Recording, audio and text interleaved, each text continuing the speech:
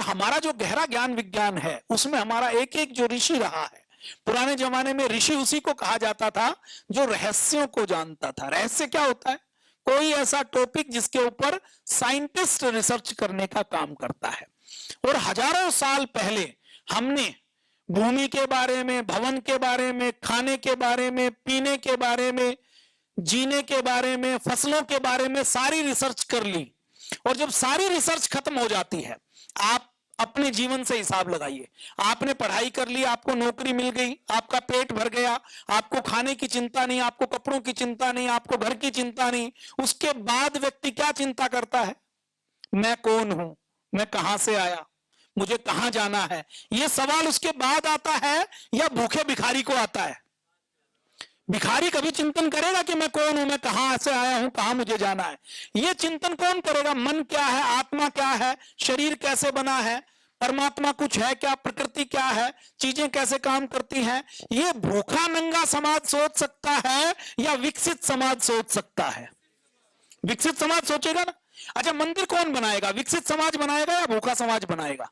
यज्ञ कौन करेगा? जिसके पास खाने के लिए रोटी नहीं है, क्या वो हवन कर सकता है? हवन वही करेगा जिसके पास घी भरपूर मात्रा में हो, जिसके पास समय हो। अच्छा, नाच गाना कला संस्कृति की बात कौन करेगा? साहित्य की बात कौन करेगा? विकसित समाज करेगा या भूखा नंगा समाज करेगा? तो हमारे यहां जितनी भी रिसर्च हुई वो हमने लौकिक सारी रिसर्च कर ली। लौकिक रिसर्च करने के बाद हमारे यहां मन के ऊपर रिसर्च हुई।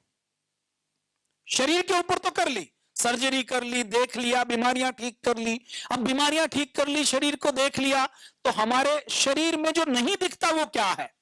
पंचकोश की सुबह आपने बात की, पंच प्राण की बात की, हमारे शरीर के अलग अलग चक्रों की बात की, हमारे शरीर में अलग अलग सूक्ष्म शरीर क्या है, कारण शरीर क्या है, स्थूल शरीर क्या है, उसकी बात की।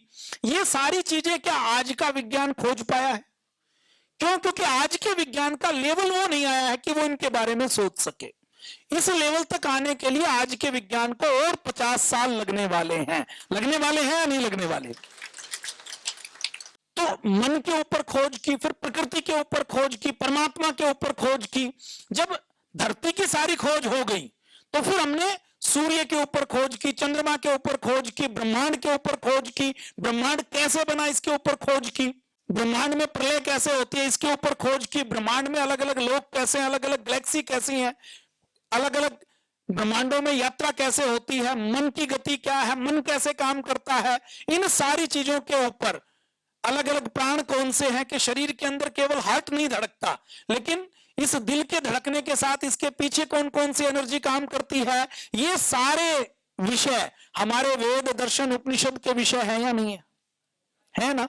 तो जिन्होंने इसके ऊपर खोज की उन्होंने धरती की सारी खोज कर ली थी, उसके बाद इसके ऊपर खोज की। अभी कोई आदिवासी वनवासी समाज है अफ्रीका का, आप सोच लीजिए, कोई पिछड़ा हुआ देश है, वो पिछड़ा हुआ देश रॉकेट बनाएगा या पहले अपने लिए टॉर्च बनाएगा?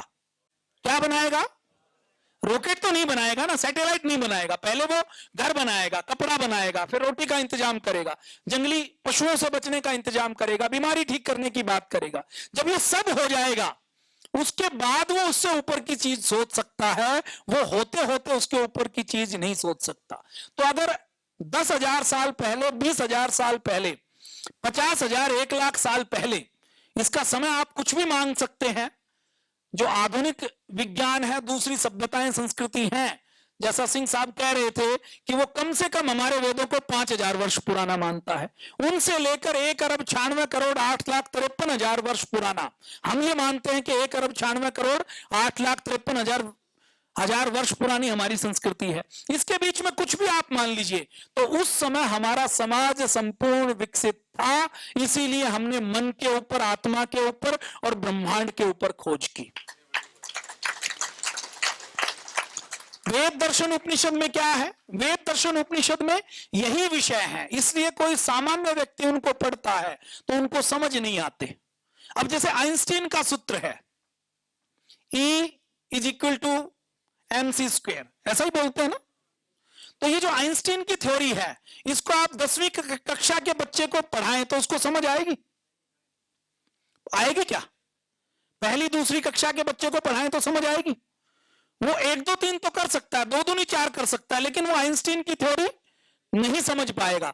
ऐसे ही ये जो वेद दर्शन उपनिषद की बातें हैं, ये आइंस्टीन की थ्योरी की तरह हैं। इस लेवल तक आने के लिए आपको थोड़ा सा और सोचना और पढ़ना पड़ेगा। आधुनिक विज्ञान को भी इस स्तर तक आने के लिए और समय लगेगा। लगेगा कि नहीं लगेगा? हमारे जो आर्यभट्ट हुए हैं, वाराहमिहिर हुए हैं, उन्होंने बिना धरती के एक एक कोने पर जाए, कोई इक्विपमेंट नहीं था उस समय, बता दिया, जिसमें मीटरों का भी फर्क नहीं है कि पृथ्वी का डायामीटर कितना है। उन्होंने पृथ्वी से सूर्य की दूरी, चंद्रमा की दूरी उस समय बता दी है। तो कितना गहरा विज्ञान रहा होगा जब नासा नहीं था, जब कंप्यूटर नहीं था, जब कैलकुलेटर नहीं था। आज भी नासा के कंप्यूटर की कैलकुलेशन में तो गड़बड़ हो जाती है। भारत का ज्ञान विज्ञान देखिए कि भारत के उत्तराखंड में, हिमाचल में, जहां गांव नहीं, जहां बिजली नहीं, वहां का एक पंडित अपने पत्रे को देखकर आपको एग्जैक्ट सूर्य ग्रहण और चंद्र ग्रहण बता देता है। ये छोटा विज्ञान है क्या? बिना एक एक ग्रह की गति के, बिना गणित के, ग्रह की गति का कैलकुलेशन करना, किस गति से ग्रह चल रहा है, उसका साइज क्या है, वो दूसरे ग्रह के बीच में कितनी देर आएगा, कितनी देर तक ग्रहण रहेगा, ये एग्जैक्ट बताना, क्या ये छोटा बड़ा गणित है? छोटा है क्या? तो ये गणित हमारे भारत में रहा है, और भारत में केवल लैब में नहीं रहा, भारत के गांव गांव में रहा है। ऐसा हमारा ज्ञान विज्ञान रहा है। तो हम कभी भी अनपढ़ नहीं थे, हम कंगाल नहीं थे, हम गए गुजरे नहीं थे, और हम हारने वाले भी नहीं थे। हमारे भारत के अंदर ऐसी परंपरा होती थी कि हम किसी दूसरे के ऊपर आक्रमण नहीं करते थे। अपने भारत के अंदर हम यदि हारे भी हैं तो इन 1000 सालों में, महाभारत काल के बाद हमारे भारत के अंदर ज्ञान विज्ञान का क्षरण शुरू हुआ, और उसके बाद इन 1000 सालों में जो आक्रमण हुए उसमें हमारे समाज में हमने अपने वेद दर्शन उपनिषद को भुला दिया, हमने अपने मूल वैदिक धर्म को भुला दिया। तो उसके कारण ये सारी समाज के अंदर विकृतियां आई, और समाज के अंदर विकृतियां आने के कारण ये सारी गड़बड़ हुई। नहीं तो हम वैसे पुरुषार्थ में हारने वाले भी नहीं है। हमारे यहां कभी भी सती प्रथा नहीं थी। हमको पाठ्य पुस्तकों में पढ़ाया गया ना कि भारत के अंदर सती प्रथा थी। भारत के अंदर कभी भी सती प्रथा नहीं थी। अंग्रेजों ने हमें क्यों पढ़ाया, ये क्यों कानून पास किया राजा राममोहन राय को खड़ा करके? वो इसलिए कानून पास किया ताकि वो ये दिखा सके पूरी दुनिया को कि भारत का समाज पिछड़ा समाज था, और भारत में हम भारत के समाज के लोगों को सभ्य बनाने के लिए आए हैं, उनको ऊपर उठाने के लिए आए हैं। और जिस समय अपने यहां ये कानून बना रहे हैं, उससे 200-300 साल पहले तक अंग्रेज बच्चे पैदा करके अपने बच्चों को गली के अंदर छोड़ देते थे। विच हंटिंग के नाम पर लाखों महिलाओं की हत्या कर देते थे, महिलाओं को कोई सम्मान नहीं देते थे। उनके समाज में, ये तो 150 साल पुरानी बात है कि लंदन से लेकर दूसरी गलियों के अंदर टॉयलेट और गंदगी लोग घरों से बाहर फेंक देते थे, गली के अंदर पड़ी रहती थी। तो भारत कभी भी पिछड़ा नहीं रहा। सती प्रथा की मैं बात करूं तो खुद अंग्रेजों के आंकड़े बताते हैं कि सती प्रथा 1000 महिलाओं में एक की भी नहीं रही कभी। और सती प्रथा यदि हुई तो वो इसलिए हुई कि अंग्रेज जब आते थे तो वो युद्ध का नियम नहीं मानते थे, और वो इतने वहशी दरिंदे थे कि उनको यदि कोई जीवित महिला नहीं मिलती थी तो मृत शरीर के साथ भी वो बलात्कार करते थे।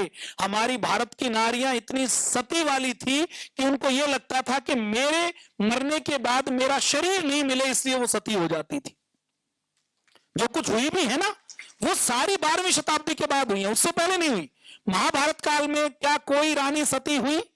100 कौरव मरे थे, पांडव मरे थे, कोई भी रानी सती हुई? राजा दशरथ मरे तो राजा दशरथ की 3 रानियां थी, तो तीनों में से कोई एक सती हुई? तो कभी भी सती नहीं थी। तो हमें जो पढ़ाया गया, हमारे ब्रेन की जो प्रोग्रामिंग की गई है, ये बड़ी गड़बड़ की गई है। इसमें सारा सच नहीं है, इसमें बहुत झूठ मिला हुआ है। तो उसकी आप जब जुड़े रहेंगे तो आपको धीरे धीरे वो सारी चीजें सिखाई जाएंगी, सारी चीजें बताई जाएंगी।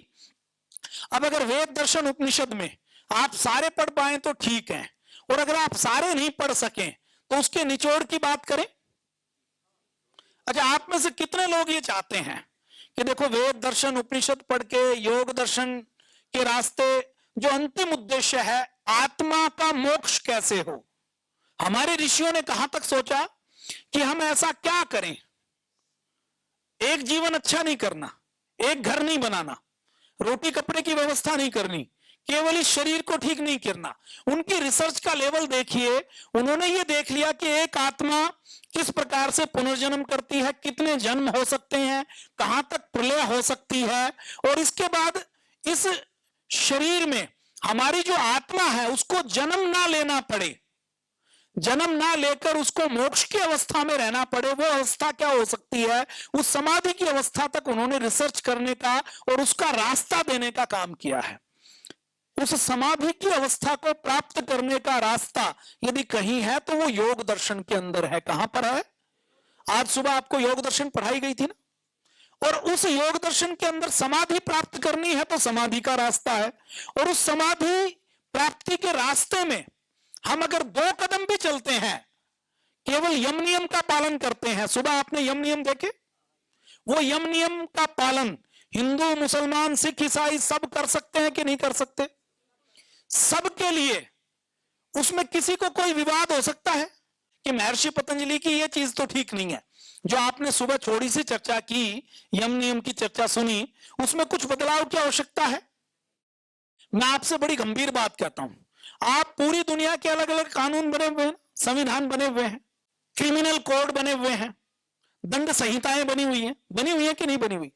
अगर सारी दंड संहिताओं को अलमारी में बंद कर दिया जाए और पूरी दुनिया में केवल यम नियम लागू कर दिए जाएं, और व्यक्ति यदि यम नियम का पालन करे, तो क्या किसी कानून की दंड संहिता की आवश्यकता पड़ेगी? सोचकर बताइए।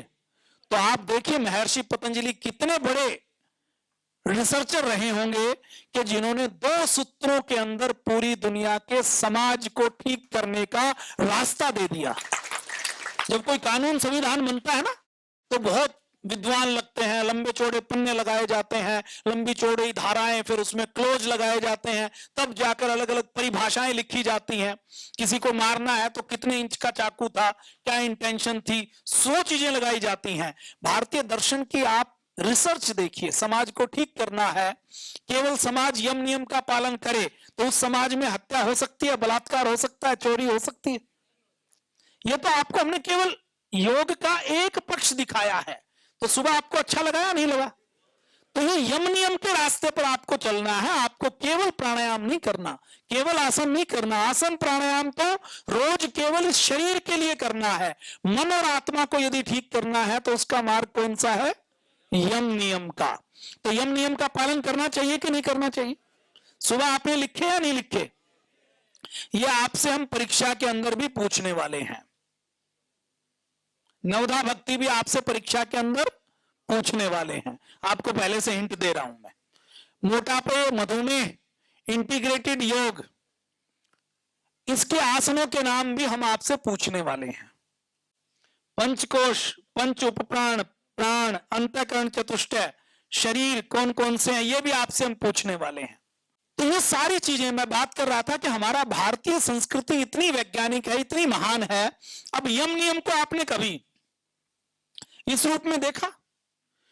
यम नियम में जब हमने अस्तेय की बात की, चोरी करना की, तो चोरी करना केवल ये नहीं है कि आपने मेरा लैपटॉप उठा लिया। यम नियम ये कहते हैं कि आपके मन में यदि ये विचार भी आ गया कि ये लैपटॉप राकेश जी के पास क्यों है, ये लैपटॉप मेरे पास होता, तो इस विचार करने पर भारतीय दंड संहिता आपको सजा नहीं देगी, कोई कोर्ट सजा नहीं देगी। लेकिन महर्षि पतंजलि का संविधान यह कहता है कि यदि ये विचार भी उठ गया तो ये विचार गलत है, इसको भी बदलने की आवश्यकता है। कितना महान है भारतीय दर्शन। यम नियम ये कहता है कि अस्तेय केवल ये नहीं है कि आपने कहीं चोरी कर ली, वो ये कहता है कि यदि 9 से 6 बजे आपको एक शिक्षक के रूप में ड्यूटी देनी है और 9 से 6 बजे 8 घंटे काम करने के आपको 800 रुपए मिलते हैं, और आपने किसी दिन 4 घंटे का काम किया, तो वो जो बाकी 400 रुपए आपकी जेब में गए हैं वो चोरी के हैं, ये यम नियम कहता है। इस स्तर पर कोई बात कर सकता है? यम नियम ये भी कहता है कि केवल आपको अपने लिए नहीं जीना, आपको यदि माता पिता की सेवा करनी है, छोटे भाई की सेवा करनी है, आप उसकी सेवा नहीं कर रहे हो तो यह भी हिंसा है, यह भी चोरी करना है, यह भी अपने कर्तव्य से विमुख होना है। तो इतनी गहरी बात हमारे योग में है। योग केवल आसन प्राणायाम नहीं है, आसन प्राणायाम को तो दिखाकर आपको जोड़ा है, आपको समाधि के मार्ग पर ले जाना है। तो ऐसे हमारे महान ऋषि हुए हैं। अब महर्षि पतंजलि कितने स्तर के होंगे आप सोच के देखो, उनके मस्तिष्क का लेवल क्या होगा।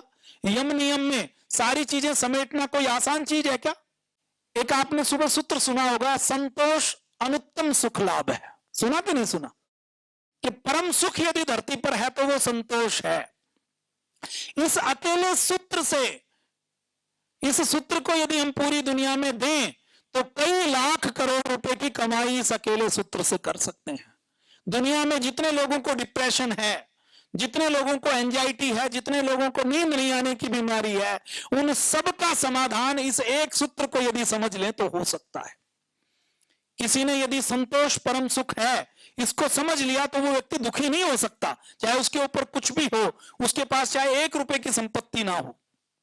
इतना ज्ञान हमारे दर्शनों में, हमारे शास्त्रों में है। तो महर्षि पतंजलि को आपने समझा। अब आप में से ऐसे कौन कौन लोग हैं जो ये चाहते हैं कि हमारा जीवन बहुत अच्छा होना चाहिए, हम इस जीवन को बहुत अच्छा जीना चाहते हैं, हमारे पास पैसा खूब हो, समृद्धि भी हो, सुख भी हो, हमारा शरीर भी ठीक हो, हमारी पत्नी भी ठीक हो, हमारे बच्चे भी ठीक हो, बुढ़ापा भी ठीक से कमे हो, कोई आपत्ति ना आए, कोई विपत्ति ना आए। ऐसा कौन कौन चाहते हैं, हाथ खड़ा करो। तो ऐसा सब चाहते हैं ना। तो देखिए आपको, अब आप सब सामान्य सांसारिक व्यक्ति हैं या नहीं है। तो सांसारिक व्यक्ति को सबसे पहले तो इस जीवन का सुख चाहिए, समाधि के सुख की ओर यात्रा शुरू करो, वहां तक भी पहुंचोगे आप। अगले जन्म में आएंगे तो फिर हमें गुरु का आशीर्वाद मिलेगा, फिर कुछ अगले स्टेप पे आएंगे। आप अगर इस जन्म में यहां पर आए हैं तो 140 करोड़ लोगों में यदि आप 10 लाख लोगों में हैं जिनको ये मार्ग मिला है, तो आपकी यात्रा अभी शुरू नहीं हुई है, आपकी यात्रा पहले से चल रही है। आप पहली सीढ़ी पर नहीं है, आप जो हजारों सीढ़ियां चढ़नी है उसमें चौथी, 5वीं, 10वीं, 20वीं सीढ़ी पर हैं। तो इसलिए आप ये मत सोचिए कि आपकी यात्रा यहां है। अभी आप क्योंकि सांसारिक व्यक्ति हैं तो आपको सुख का मार्ग बताया जाए। देखिए पूज्य स्वामी जी महाराज के बारे में, पतंजलि के बारे में लोग कहते हैं ना कि पतंजलि तो व्यापार करती है। व्यापार नहीं करते हम, उपकार करते हैं, परोपकार करते हैं, परमार्थ करते हैं। लेकिन दूसरे लोग जो कहते हैं, अगर उनकी भाषा में भी मान लिया जाए कि व्यापार करते हैं, तो आपको सच्चा व्यापार करने का तरीका बताएं। आपको वेद दर्शन उपनिषद में जो आपको करना है मैं उसकी चर्चा करूंगा, और वेद दर्शन उपनिषद गीता की बात नहीं करूंगा। आपको श्लोक सुनवाए, श्लोक बताए। आप में से कितने लोग हैं जो ये मानते हैं कि संस्कृत में कोई श्लोक लिखा हुआ है तो वो 100% सच है। कुछ लोग मानते हैं, सारे नहीं मानते अभी, क्योंकि सबने उसको देखा नहीं है, जाना नहीं है। और संस्कृत में श्लोक के नाम पर ढोंग, आडंबर, पाखंड ज्यादा है। तो इसलिए हमारी श्रद्धा वैसी नहीं है जैसी आइंस्टीन के लिए है। जैसे विज्ञान की कोई, फिजिक्स की, केमिस्ट्री का कोई फार्मूला पढ़ते हैं या थ्योरी पढ़ते हैं, वैसी नहीं है। तो मैं आपके सामने श्लोक की, मंत्र की बात नहीं करूंगा, वो सारा सच है, लेकिन इसके बाद आपका विश्वास और ज्यादा उसमें पैदा हो जाएगा।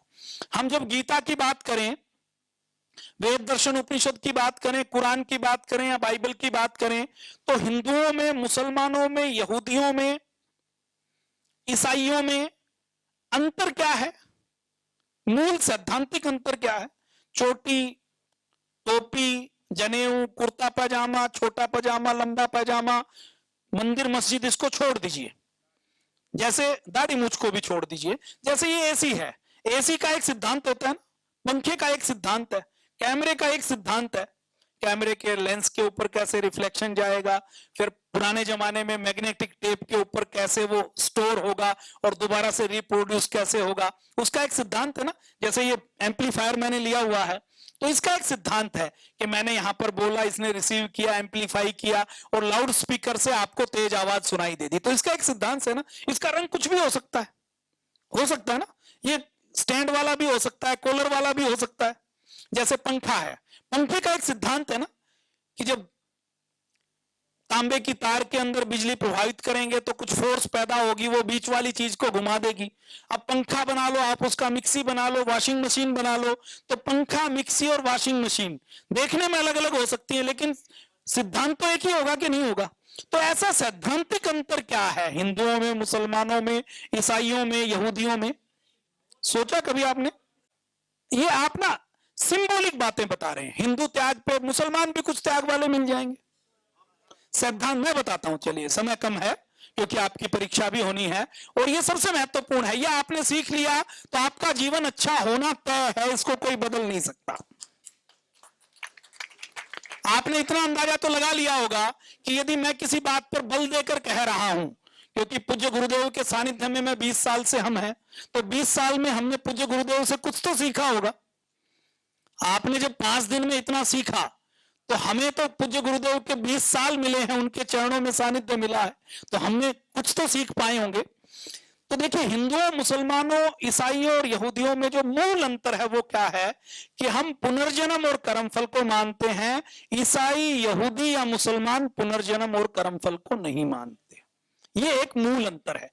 त्याग का, मानवता का, बाकी चोटी का, जनेऊ का, ये सब परंपराएं हैं और प्रतीक हैं। जैसे आपने पंखे का सिद्धांत है, पंखे से आपने मिक्सी बनाई या वॉशिंग मशीन बनाई, पंखा छत का है कि दीवार का है कि टेबल फैन है, उससे कोई फर्क नहीं पड़ता। ठीक है या गलत है? सिद्धांत तो वही रहेगा ना। ऐसे सैद्धांतिक तौर पर देखा जाए तो उनमें और हममें ये अंतर है। वो पुनर्जन्म को नहीं मानते और वो कर्मफल को नहीं मानते। वो क्या मानते हैं? मुसलमान और ईसाई ये मानते हैं कि कोई व्यक्ति मरा, हमने दबा दिया, एक दिन कयामत होगी और सारे ये उठ जाएंगे, उस दिन इनका जजमेंट होगा। अब वो क्योंकि पुनर्जन्म को नहीं मानते, वो कर्मफल को भी नहीं मानते। कर्मफल को नहीं मानते तो वो क्या कहते हैं कि एक काफिर को मार दो तो जन्नत मिल जाएगी और जन्नत में 72 हूरें मिलेंगी। तो सिद्धांत नहीं है ना कोई, यम नियम का पालन हुआ कहीं से? कर्मफल की कोई चिंता नहीं, पुनर्जन्म की कोई चिंता नहीं, और वो कहते हैं पुनर्जन्म होता ही नहीं है। लेकिन हमारे सनातन संस्कृति का जो मूल बेस है वो क्या है? पुनर्जन्म और कर्मफल। आज तक पता था आपको? कभी सोचा नहीं आपने इस दिशा में? मूल सिद्धांत यही है। इसके बाद बाकी सब प्रतीक और परंपराएं हैं, बाकी सब पैकेजिंग है, उसका भी पालन करना है, उसका भी महत्व है। लेकिन गीता का मूल क्या है? किसी आम आदमी से पूछा जाए कि गीता का मूल संदेश क्या है, तो गीता क्या मूल संदेश देती है कि आत्मा अजर अमर है, मरना ऐसे है, दोबारा जीवन लेना ऐसे है जैसे हमने कपड़े बदल दिए। इतना ही है ना, मूल सिद्धांत तो यही है। फिर इसको और आगे अलग से भगवान श्री कृष्ण ने अर्जुन को समझाने के लिए आगे डिफाइन किया है। ठीक है या गलत है? तो गीता का क्या मूल मंत्र है? आत्मा अजर अमर है। इसी के ऊपर हम सारी बात करेंगे और इसी के ऊपर सारा सुख का मार्ग निर्भर करता है। तो आत्मा अजर अमर है केवल ये मानने से और पुनर्जन्म मानने से। अभी मैं गीता की बात छोड़ देता हूं, आप गीता पर यकीन मत करिए, वेद दर्शन उपनिषद को मत मानिए, किसी धर्म की चीज को नहीं मानिए। विज्ञान को हम मानेंगे या नहीं मानेंगे? विज्ञान को तो मानना पड़ेगा ना। अभी अमेरिका है एक देश, आपने नाम सुना होगा, जो हिंदू और सनातन को नहीं मानता। उस अमेरिका में एक स्टेट है जिसका नाम है वर्जीनिया। उस वर्जीनिया में एक यूनिवर्सिटी ऑफ वर्जीनिया है। उस यूनिवर्सिटी ऑफ वर्जीनिया में अभी एक डिपार्टमेंट बना हुआ है और वहां पर इस बात की रिसर्च चल रही है कि पूरी दुनिया में जो पुनर्जन्म के मामले आते हैं ये वाकई में है या लोग ऐसे कहानी बना लेते हैं कि किसी को कुछ कल्पना हुई, जैसे कल्पना में कहानी आती है ना, ऐसे ही कहानी उन्होंने कह दी हो।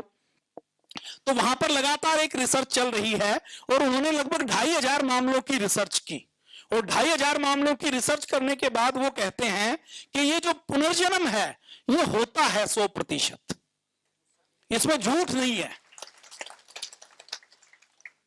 ऐसे ही अमेरिका में एक डॉक्टर हुए, एमबीबीएस एमडी, जो साइकोलॉजिस्ट थे।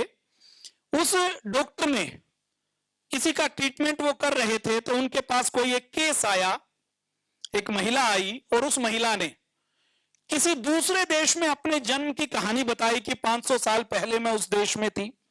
फिर उस 500 साल पहले के देश की भाषा वो बोलनी शुरू की।